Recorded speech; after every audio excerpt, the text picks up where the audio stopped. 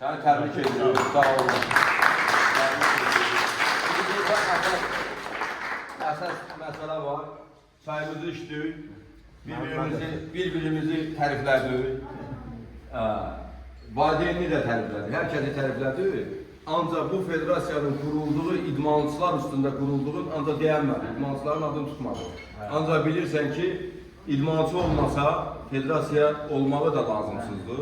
Çünki hər şey idmançı üzərindədir, hər şey döyüşçü üzərindədir, hər şey necə deyərlər, addımlayan bir gücün üzərindədir. Çünki bizim bu günləri addımlayan güclərimiz buradadır. Mən istəyərdim ki, birinci İslam oyunlarına lisenziya qazananlar, belə deyək də, onlara söz verək. Bunların ikisi qardaşdılar, ikisi də lisenziya qazanır. İndi bilənmirəm, böyük qardaşa söz verim, yoxsa balaca qardaşa söz verim. Onlar özləri razılaşsın, görək kimə söz verəcəklər. Yox beyin. Avropanın şikayəti təyərlər. Yox beyin. Siz də qalmayacaq. Şimdi bərabər qalır. Müəllimlər bütün gözəl sözlər dedilər. Gələcək yarışlarda Avropa çempionatında gənc idmançılar hamıla da nailiyyəti arzuda yedik. İnşallah İslam oyunlarına da vətənə qızıl medallarına qayıdacağıq. Amin. Amin. Sizi təbrik edirik və bizim peşəkar döyüşçümüz də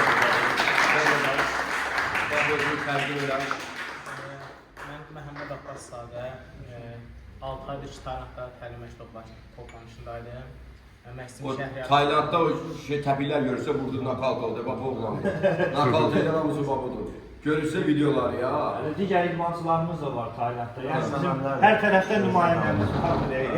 Hər tərəfdən idmançılarımız. Məqsədim şəhərləri sayılır, onun dəstəyi sayəsində və Federasiyamızın prezidenti Araz müəllimin dəstəyi sayəsində Taylandda məşq toplanışında oldum. Orada güclü döyüşlər keçirdim və bir çoxunun qalib oldum.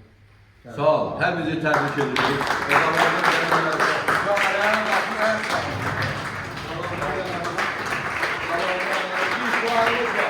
Maytayla ileri.